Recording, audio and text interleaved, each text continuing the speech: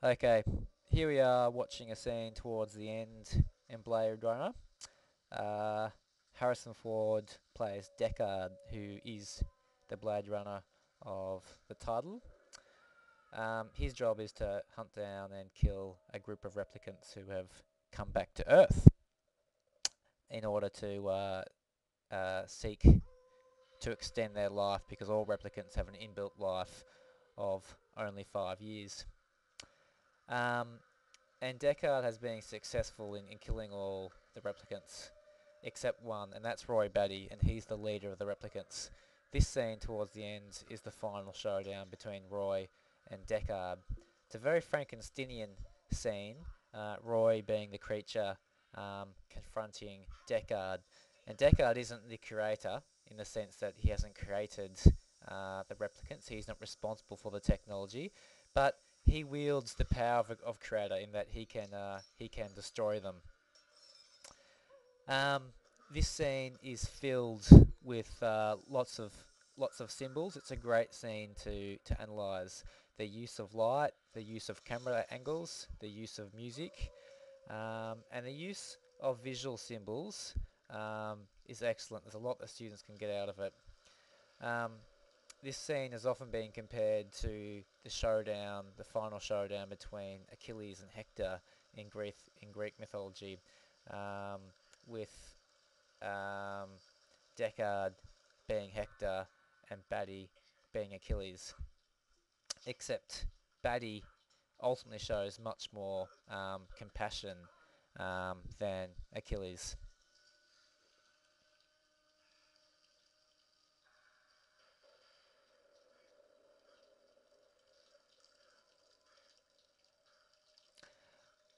What happens in this bit? Um, Batty pulls out a nail and he's going to use this nail as a weapon against Deckard. But there's obvious crucifixion symbolism going on here, and you might ask students to think about, well, what does this ultimately say about Batty, considering that Batty, in the end, um, decides to spare Deckard. He doesn't kill him, and there's definitely this idea going on that ultimately Batty does have very human feelings, um, and that's how we need to think about him.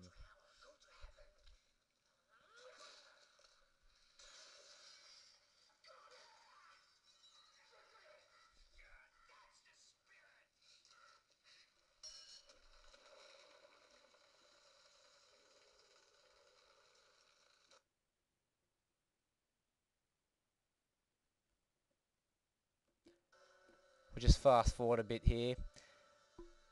This is a great scene. Batty looming up, the fans behind him, the fans symbolising how things have turned full circle, but also the idea of chance and fate, and the play of darkness and light, which symbolises both the goodness and potential for evil within Batty's heart. And this dove also represents the idea, I guess, that Batty in the end um,